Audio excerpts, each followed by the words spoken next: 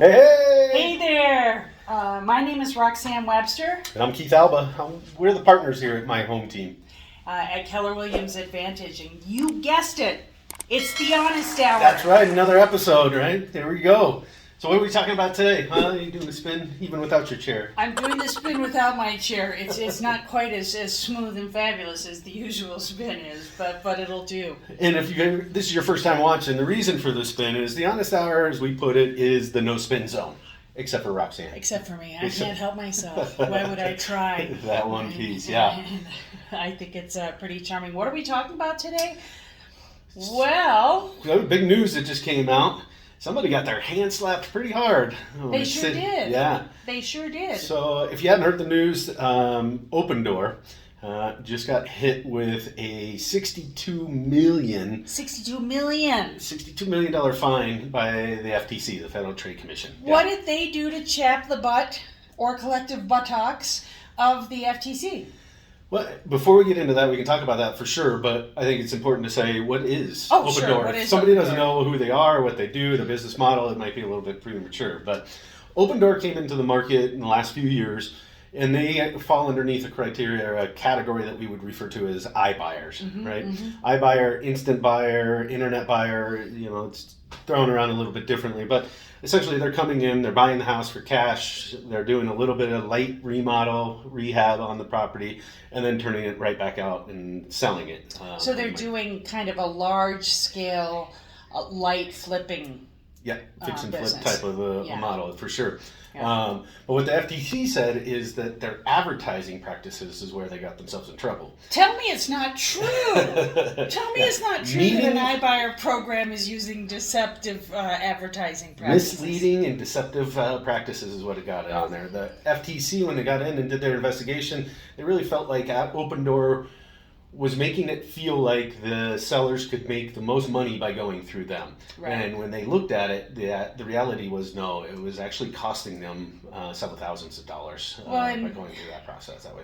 They really, we've all heard the radio spots, right? They make it sound like that they're super low commission, that you're going to get the highest dollar, the highest net, and that they may charge a lower commission, but the fees that they attach. There's zero commission, but their convenience fee is like 5-6% depending on the iBuyer that you're talking to. Right, so they're charging you a commission anyway, and when you're not getting a skilled, experienced realtor, you're getting somebody who sits at a computer screen who knows where, certainly not like here around the corner from you, who's actually driven your street, let alone knows the neighborhood and the market. So whether or not they're the best option for sellers is a whole other discussion. We think there's a place for it, but the place is when you've got convenience and you need a fast sale quickly to get the funds out of that property, not because you're going to save any money.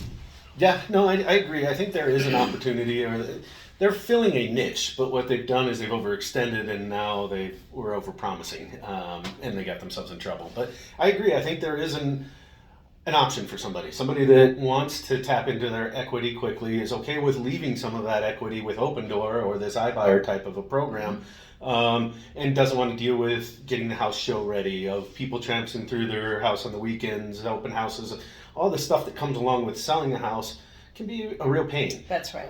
And so in exchange for the alleviation of that pain, you're paying a premium. They're paying for less than what could possibly sell on the open market. That's right. Not only that, but when you think about it, their model is to do some light remodels, put it back on the market, and sell it.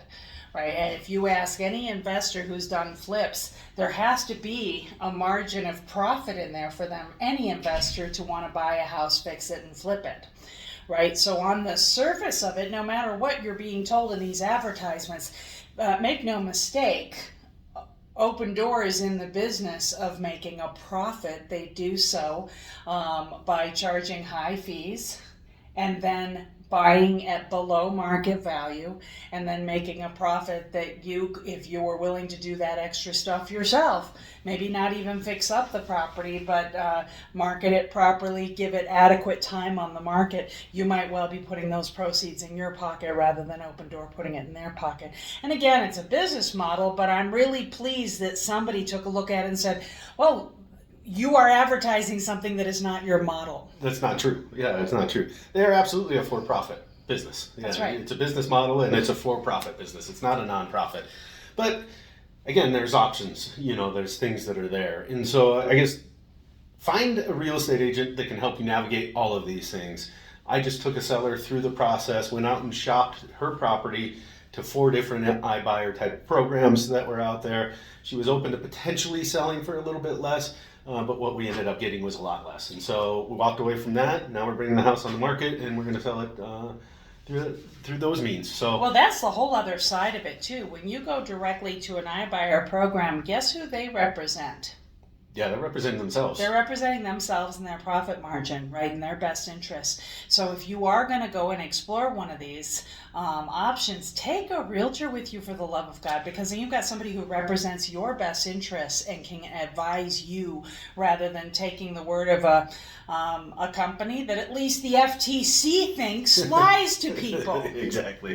Right? Exactly. I would just say take a realtor, but take a knowledgeable realtor. Somebody yes. that's been through this before, right? There's that. Don't allow your house to be their learning curve. That's right. And in this market, more than any other market I've ever worked in, and I'm going to age myself, but I've been selling real estate for a quarter of a century now. Holy Christmas. I have never seen a market that has a greater need for experience and savvy, somebody who's gone through multiple markets before and has the negotiation skills. So really pick your agent carefully right now.